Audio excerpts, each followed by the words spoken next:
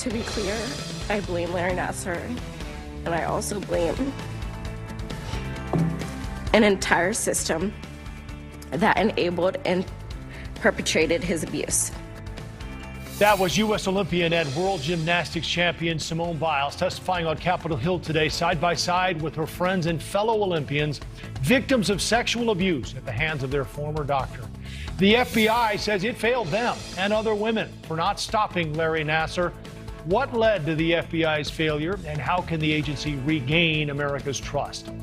We are also following the drama between former President Trump and his top general, Mark Milley. Were Milley's calls to China an act of treason, or did he help avert a global catastrophe? Great to have you with us tonight. The Donlon Report starts right now. Good evening. They are Olympic heroes, and they're used to the spotlight for sure, but not this kind of spotlight. Several members of the USA Gymnastics team testified before Congress today, and it was painful to watch as they recounted years of sexual abuse at the hands of their team doctor, Larry Nassar. Simone Biles, in fact, said she can imagine no place that I would be less comfortable right now than sitting here in front of you. Through tears, Biles told senators the FBI and gymnastics officials turned a blind eye to their calls for help. To be clear, I blame Larry Nassar, and I also blame an entire system that enabled and perpetrated his abuse. They had legal, legitimate evidence of child abuse and did nothing.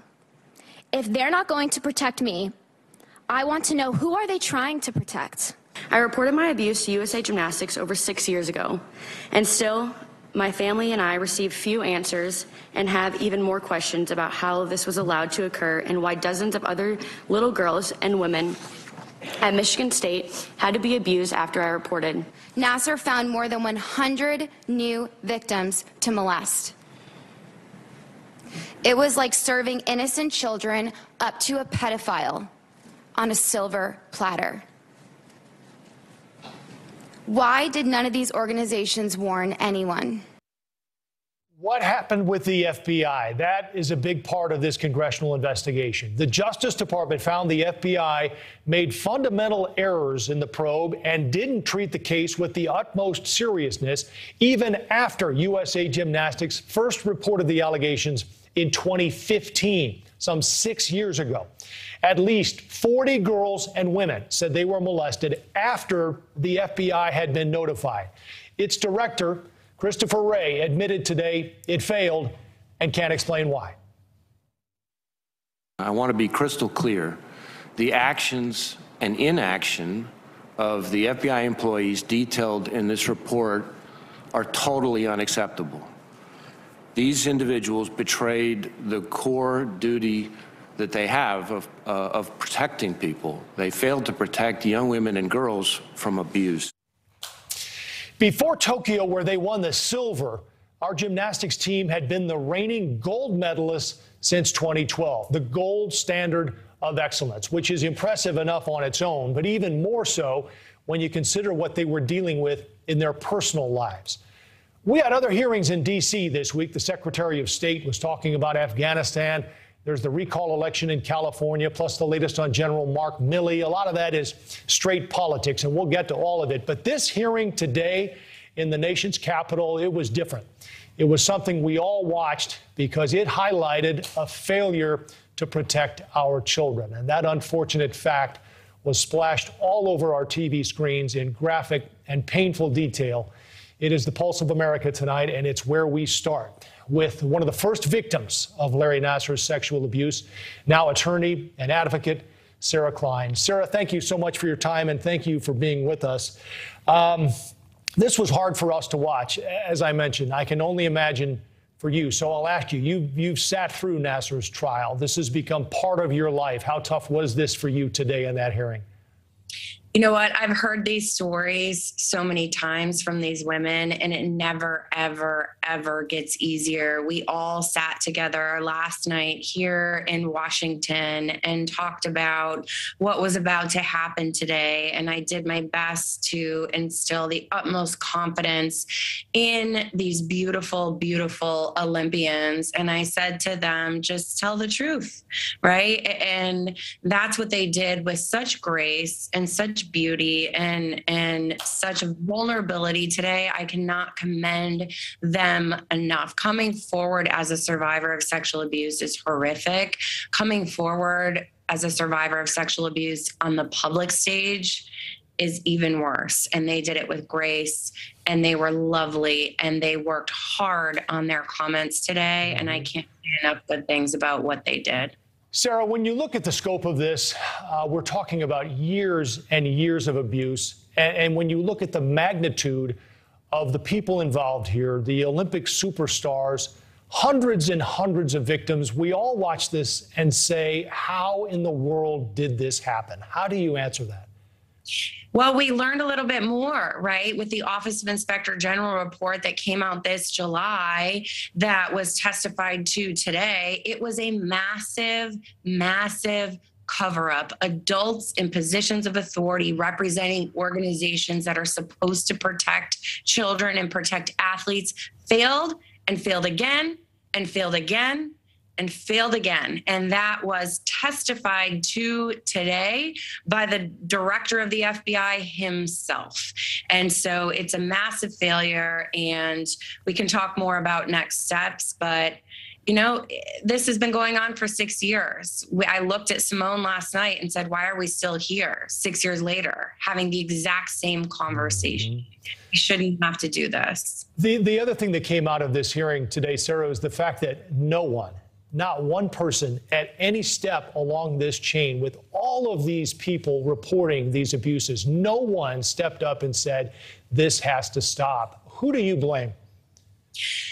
Oh, gosh. I mean, so the question that my sisters and I asked of each other last night, if we can go in there tomorrow and we can find out where are the indictments, the only person held accountable behind bars is Larry Nassar himself. We asked the question today, and Deputy Attorney General didn't even show up. Right. And Merrick Garland, if your deputy can't show up, you should have been there. These women are pouring out their lives and hearts, their brokenness, and the Department of Justice could not even show up to answer a very simple question. Why has not one other person been indicted? These are crimes that were committed. Everybody has copped to a fact that this was an FBI cover-up.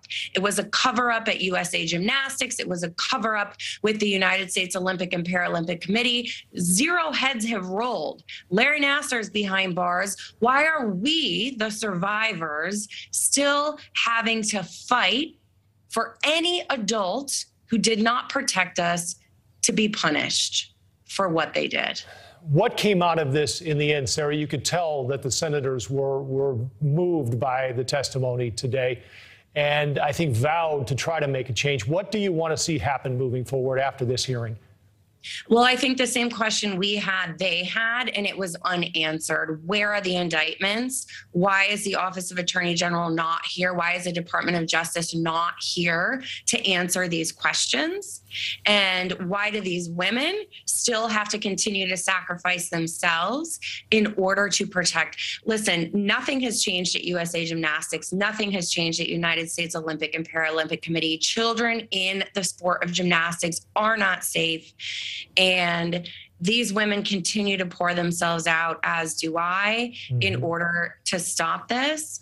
But I think, you know, we have a big support system within the Senate, and they heard our pleas. And I do believe they will come through for us. They have not failed us yet, and we look forward to seeing some next steps. I think you've made it clear that closure is not something that's happened yet. And I'm not sure really ever how you do get to that point. But was it cathartic for you and the other gymnasts today to be on this stage? And it sounds like you're going to have dinner tonight with some of these senators, correct? It was traumatizing. It's never cathartic. We've been in front of the United States Senate multiple times at this point. We've been screaming from the rooftops, and we don't understand why this is a big press story today. We love that. But we've been saying the same thing for years. We've been telling the same truth for years. We were little girls. We're now young women. I'm not such a young woman anymore, but these are all young women. Why does it have to take this to get anybody to listen or anybody to act? We've been shouting from the rooftops since 2015. For us, today was awesome that we had the opportunity for the stories to be shared yet again, but it was yet again. Right. Sarah, we've cheered for all of you in the arena over the years, and I think for all of us watching today, we cheered again. And I think I speak for an awful lot of people when I say we're just as proud of you for what you did today as what you've done on the Olympic stage. And we appreciate you sharing some time with us tonight and your insights. Sarah Klein, thank you very much. I appreciate that, and I will deliver that message to those 4 beautiful, brave women who are sitting downstairs right now. Thank you, Sarah. It's my commitment to you that I and my entire senior leadership team are going to make damn sure everybody at the FBI remembers what happened here in heartbreaking detail. We need to remember the pain that occurred when our folks failed to do their jobs. That's FBI Director Chris Wray at today's hearing. I want to bring in now retired FBI agent Bobby Chacon.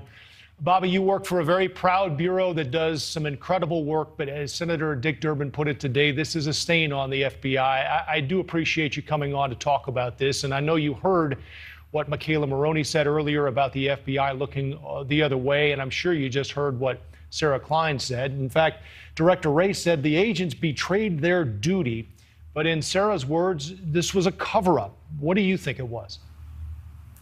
Well, I agree with Sarah. I think it was a cover-up, and I think the IG's report details that. I mean, not only did they fail, these poor, vulnerable victims, but they failed in their duty to report their negligence, and then they lied about it, and they lied about whether they had filed initial reports. They lied about when meetings happened and what was said in interviews. I mean, this is monumental. It's a stain on the agency that I love and represented for 27 years, and know that the good work of the men and women of the FBI, that they do it every day, is tarnished. And it angers me that people out there, agents out there, supervisors, special agents in charge, can behave this way and not be held accountable.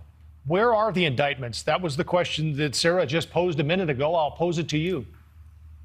Yeah, the Inspector General's report did recommend 2 counts or 2. They don't indict. They recommend further investigation. And that's up to the Justice Department to pursue, and that's an answer for the Attorney General and the DAG, the Deputy Attorney General, who failed to appear today, apparently, as Sarah had mentioned. Those are the people that decide, who gets indicted and when and on what charges. And so I think there's some answers still lacking from the Justice Department on accountability. There are people in this case within the FBI, and some who have retired from the FBI, who need to be held accountable. And then we can start discussing the systemic failures that occurred here. Well, let's talk about what happened in 2015 when USA Gymnastics reported this to the FBI. What should have happened that didn't? Well, right off the bat, what should have happened is 2 agents at the street level should have conducted the investigation. When you had a complainant to come in, Mr. Penny came in from USA Gymnastics, and he was interviewed by the special agent in charge, the assistant special agent in charge, and a supervisor. That never happens. That does not. Those people are not investigators. They're managers and supervisors. Normally, there's an agent on duty who anybody that walks in is interviewed by the duty agent. That's an agent who's an investigator. Right then, you file an FD-71, which is a complaint form that day, and within 5 days you type up your 302, which is your report of the interview. Right? They didn't conduct an interview for 5 weeks. They only interviewed 1 of the 3 people that the USA Gymnastics had said, here are potential victims. They interviewed 1 by phone 5 weeks later, and then the report of that, which should have been done within 5 days of the interview, wasn't done for 17 months. This is astronomical negligence on the part of an investigative team. Well, it's well put. And Bobby, we always appreciate your voice on the good days and the bad days. Today was certainly a bad one, and we appreciate you coming on and joining us. Thank you. Gavin Newsom avoids a recall in California by a landslide. The question, will the Republican Party ever win in the Golden State? Dave Rubin, one of our voices of reason from California, joins us next. He's licking his wounds tonight. We'll talk with him in just a minute. Another book critical of former President Trump with another controversy involving Joint Chiefs of Staff Chairman Mark Milley. What's behind that? And his calls to China. Don't forget, you can follow us on social media at The Donlon Report on Twitter.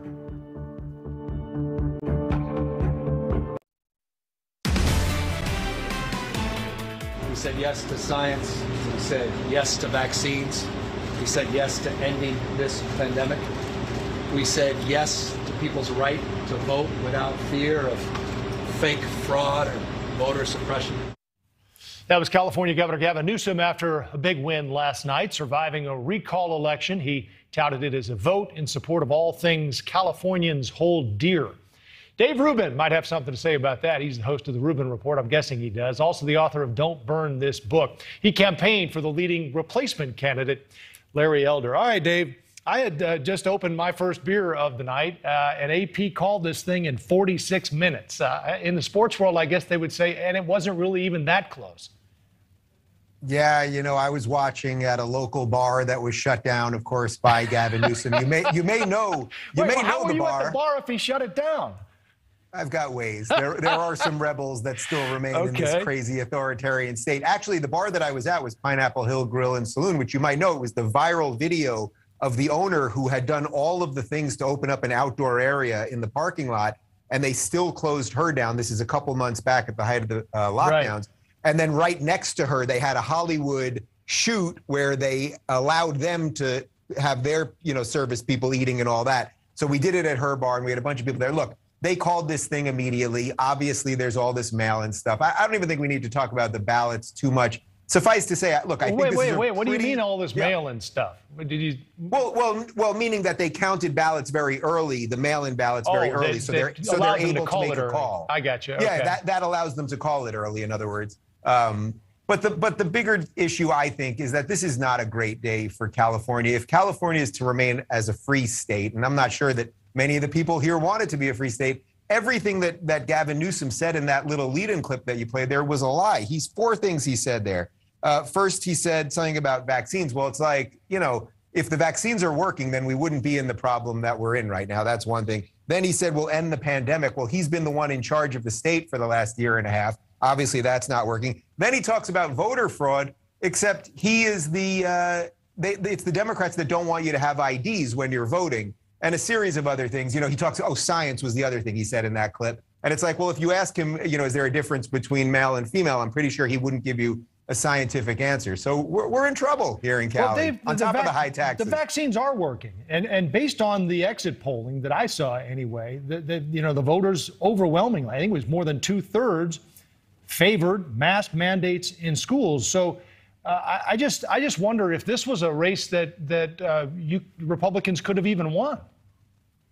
Yeah, perhaps not. Look, the simple truth is there are obviously more Democrats in California than Republicans. So I'm not going to sit here. Yeah, so I'm not going to sit here and say I didn't think this was an uphill battle, but I thought it was a worthy battle. And I think that Larry Elder, who really crushed the competition, so that is the silver lining in all of this. More people now know the name Larry Elder, and he's a great thinker and a decent man. So I think that that's good. But of course, this was an uphill battle. And it is possible that California just won't have any, say, conservative or libertarian leaning leaders in the state anymore. And the California conservative, the Reagan conservative, which was sort of fiscally conservative but socially liberal, maybe that person will not be able to live in California anymore. But, Texas and Florida are taking people. Right. Let's listen to Larry last night. He had a clip after the election was announced, and we'll play this and get your comments after. We may have lost the battle, but we are going to win the war. I get the inspiration, Dave, but to your point, if you're a Republican, I don't know how you think you're ever going to win a statewide election in that state.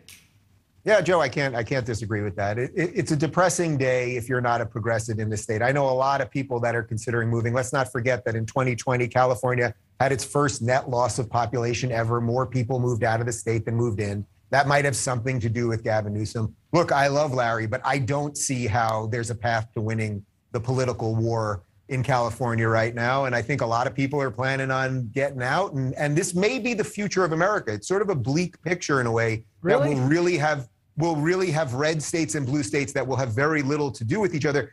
But that being said, the federalist system was set up so that, states would make decisions for themselves. And as long as we're allowed to travel between those states and you're allowed to live where you want to live, then that's actually okay. Yeah, I guess I'm just wondering how much we learn about what's ahead for us in 22 because California is so blue.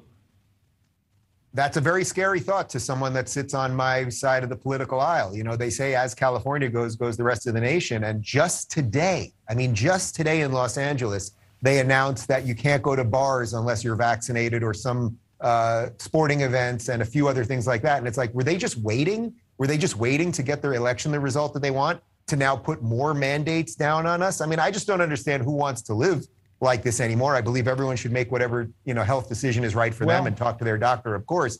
But it's a bizarre set of people, in my opinion, that just want the government, which clearly hasn't handled this thing that well, to just give them more and more rules. Well, as for who wants to live like that, I guess you can look at the final tally on the vote last night. And there you go.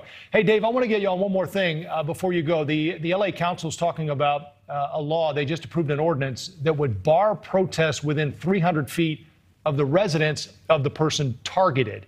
So in other words, they don't like the idea of protests outside people's homes. Where are you on this? Yeah, I'm actually okay with this because, we're entering a very, very polarized political time. Not entering it. We've been in one for quite some time. And we've seen protests at Brett Kavanaugh's house, and we've seen protests at Tucker Carlson's house. And I even personally, I didn't want to do it, but I attended a protest at one of the California administrators' house after they locked down the state. I don't like it when it's brought so personally into these communities. This should be done on public property. There's other ways to protest. Otherwise, This starts getting very messy, kids getting involved. And, the threat of violence is just too much. So I'm actually okay with this. All right. We got to go. But who are you behind next? Which campaign are you going to jump on board? I don't know. Is DeSantis running for president? And then we'll see who's running in Florida. That sounds good to me. Take a break. All right. Dave Rubin, host of the Rubin Report and author of Don't Burn This Book. It's good to see you, Dave. Thanks. Thanks, Joe. The nation's top general feared President Trump might go rogue after the election, but did he go too far to try to stop it? And police saying the boyfriend of missing 22-year-old Gabby Potito is now a person of interest.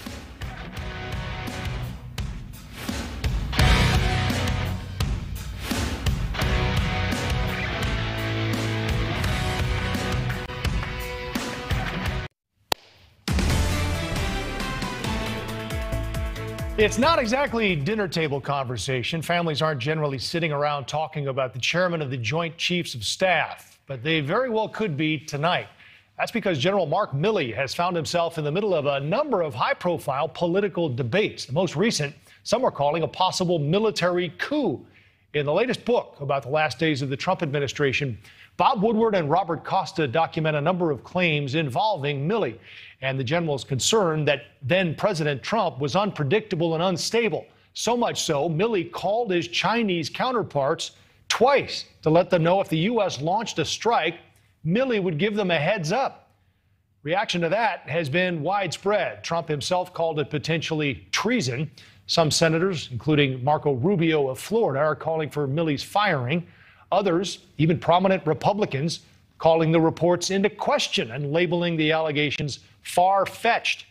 General Milley was appointed by President Trump, but a quick check of recent history shows there's certainly no love lost between the two. Debate over how to handle the George Floyd protests reportedly devolved into a shouting argument between the two. And there was Trump's photo op with the Bible last year. Milley said it was wrong for him to accompany the former president because it created a perception of the military involved in domestic politics. Milley added, "I won't be a Trump political prop again." Milley's featured prominently in a number of books focusing on the Trump administration. In one of them, Milley reportedly feared Trump would attempt a coup after his loss to Biden. The general also drew the ire of conservatives when he spoke out against Republican claims of a woke military involving the teaching of critical race theory in the military.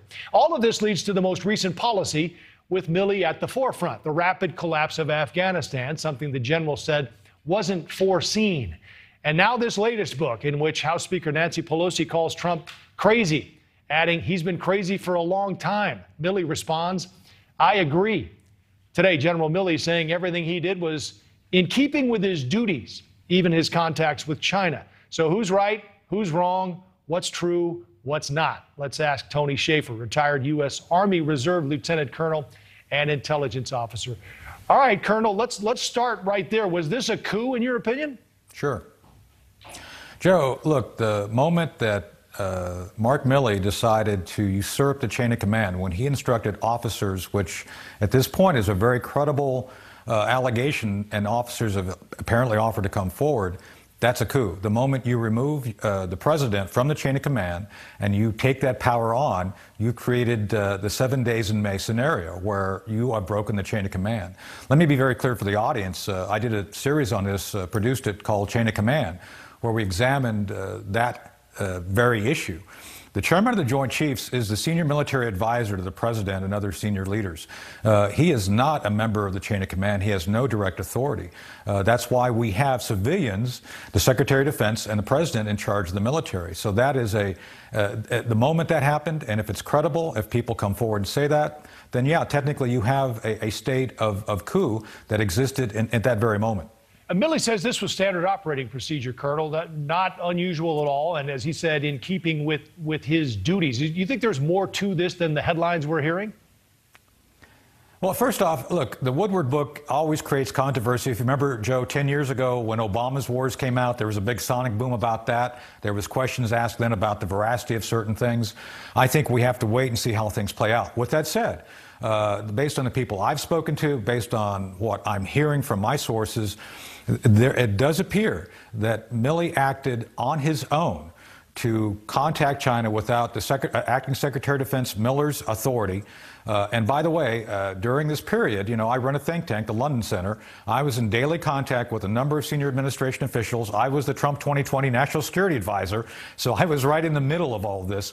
There was no intentions during that period whatsoever to do any military activities at all. And so what I think has happened here is Milley created a straw man, which he acted on, and now he's trying to justify acting in support of that straw man.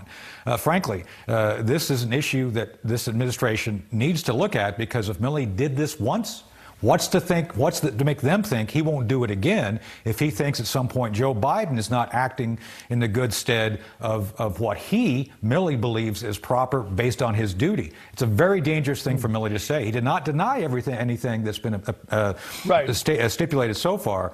And that's what we have to go with right now. We will, yeah.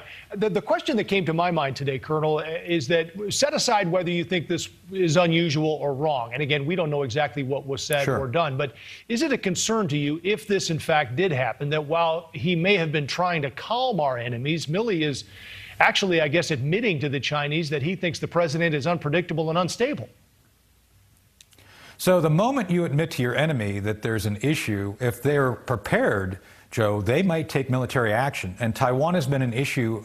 The Taiwan Republic of China has been in their sights forever. So, yes, I think indeed the moment you open that door, and if the enemy was prepared to act, that would have been when they acted. So, and by the way, the Five Eyes, the British intercepted these signals, these communications, and I've talked to my British friends about this, and there was more than a few eyes kind of rolling in their heads when they heard the content. Remember, we're not the only nation on the planet that has concerns about China.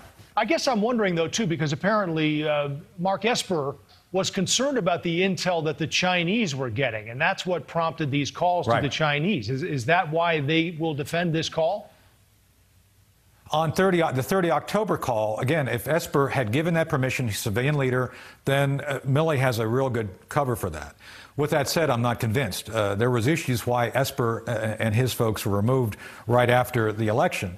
There was a sense that the Pentagon was not being responsive to the civilian control of the White House. Imagine that.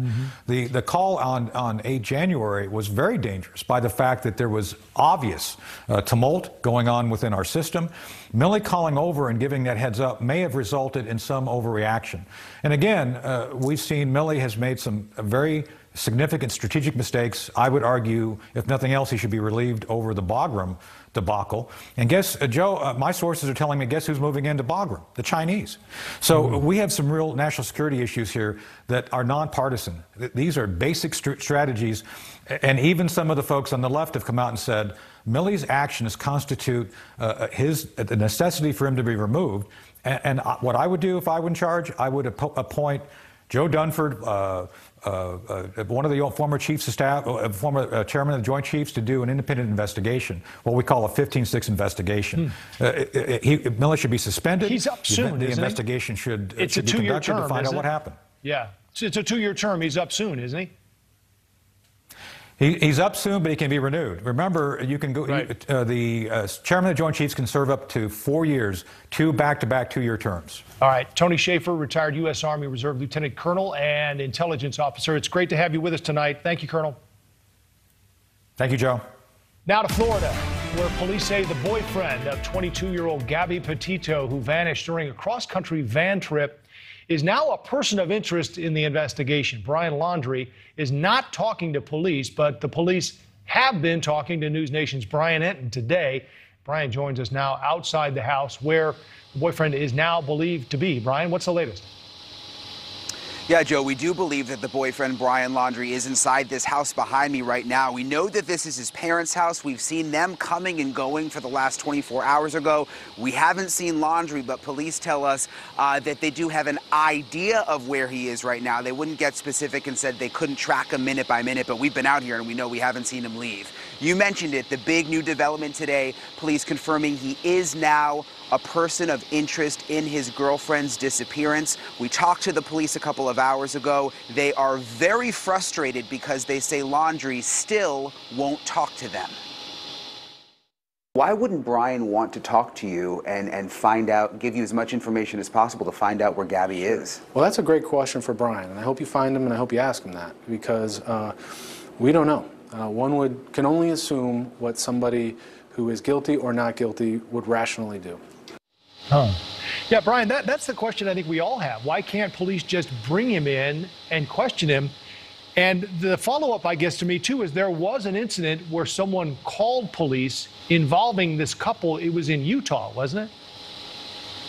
Yeah, that is also new today. We finally got our hands on that police report. It was in Utah. It was from last month. You know, this couple, they were on this road trip. Apparently there was some kind of argument. It got physical. Someone called the cops. The police showed up, ultimately determined it was domestic, but they said it wasn't a crime. It was more of a mental health situation. And they told the couple, they told the boyfriend, Brian, you need to go to a hotel for the night. They told Gabby she could stay in the van, and they sort of left it at that.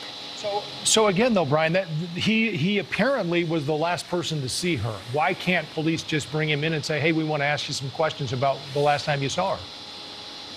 That's the big question, and there's two interesting points with this. Number one, we learned today that the van is registered to Gabby. She owns the van. So you've got a lot of people saying, well, if he was in the van all this time after she went missing, can't they at least bring him in for stealing the van, and then they could question him? And they say that they will possibly look into that. The other issue that the police say they could look into is he hindering the investigation? That could also be a crime where they could bring him in and then be able to question him. All right, Brian Enton, live for us tonight in Northport, Florida. Thanks for the update, Brian.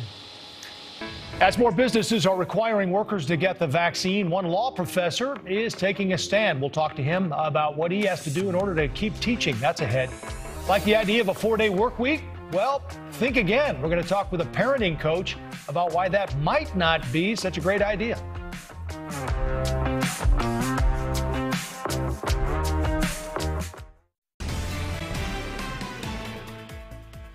For those of us currently on a 5-day work week, the idea of a 4-day work week sounds outstanding, doesn't it? I know it does to me, but one psychoanalyst and parent coach, Erica Komasar, says it's not all it's cracked up to be, especially for parents with young children. And Erica joins me now for more on this. I have to admit, Erica, you're going to have to convince me because a 4-day work week sounds awfully good.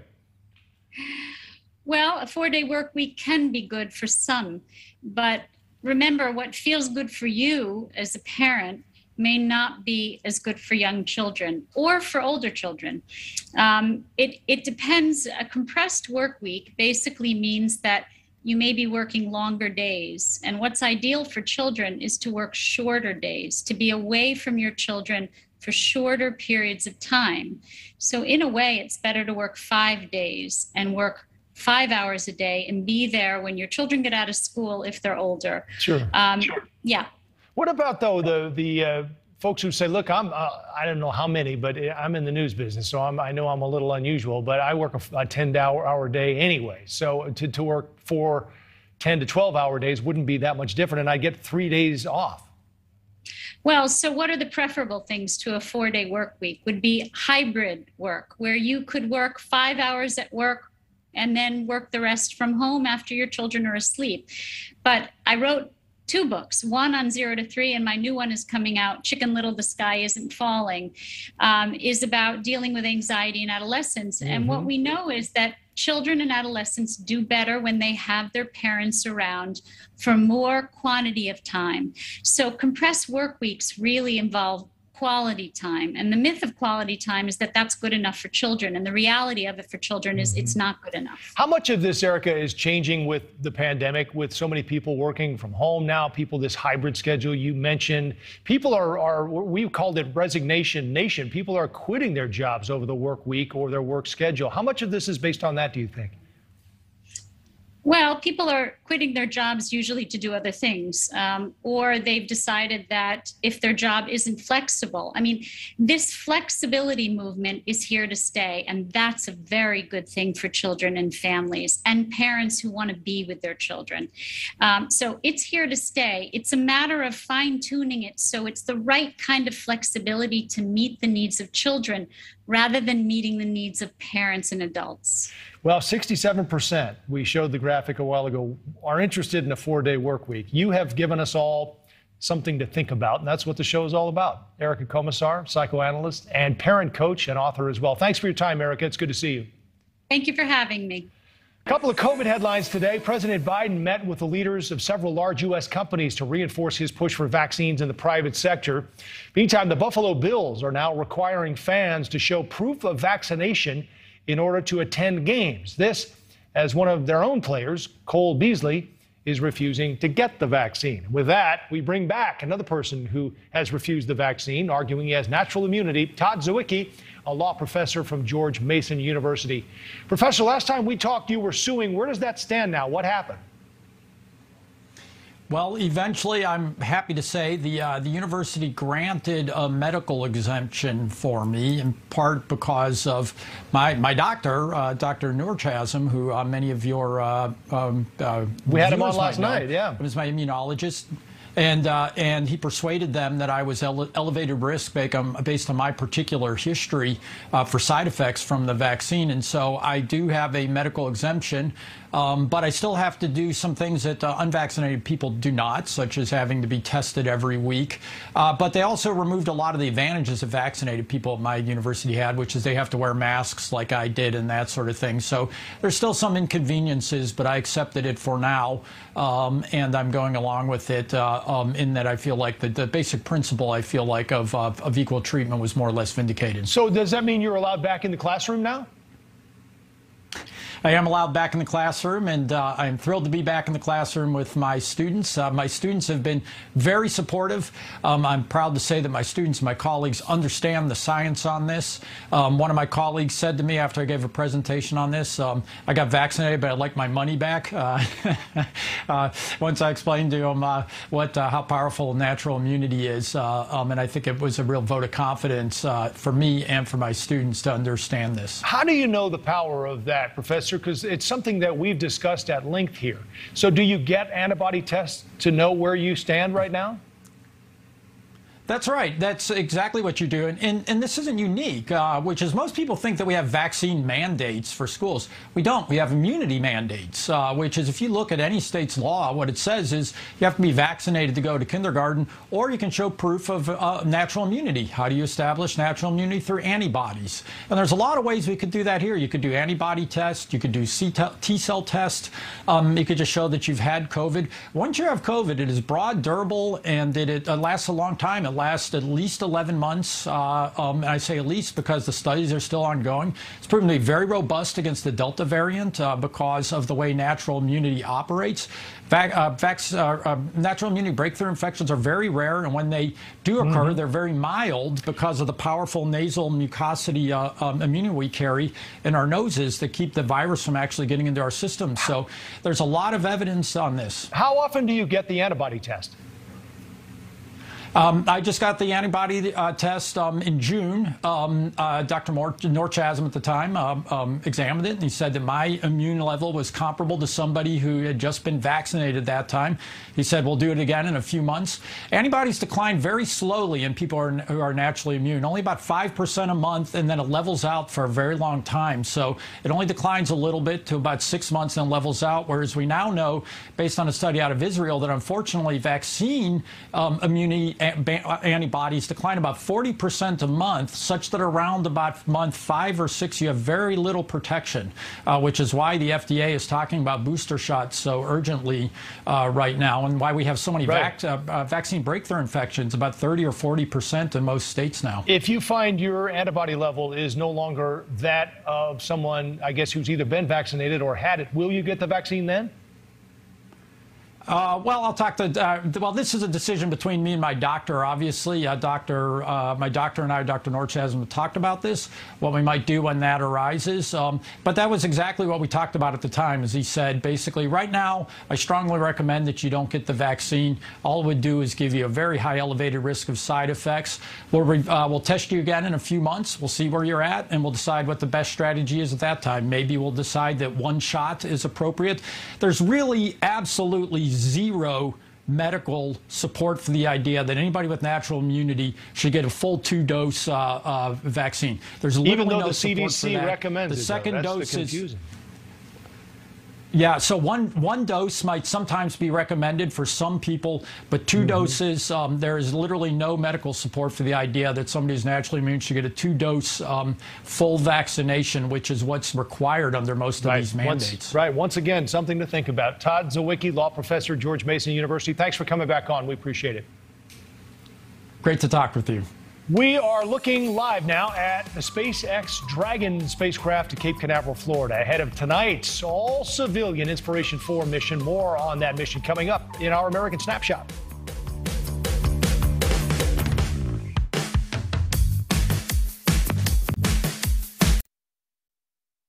The launch window will open in just a couple of minutes. SpaceX planning for the launch of the Inspiration 4. It's the world's first all-civilian human spaceflight to orbit. The commander, Jared Isaacman, founder and CEO of Shift 4 Payments and an accomplished pilot. He paid an unspecified amount for the expedition. The medical officer, Haley Arsenault, a physician's assistant at St. Jude Children's Research Hospital. Mission specialist Chris Sembrowski is an Air Force veteran and aerospace data engineer. And mission pilot Cian Proctor, a geoscientist. Part of a fundraising effort this is for St. Jude. They're hoping to raise $200 million. Again, it'll be the first mission to space without professional astronauts. 4 private civilians. But they did stay at a Holiday Inn Express last night. Sorry. To infinity and beyond, Inspiration 4 gets our American Snapshot tonight. That's our time. Leland is next.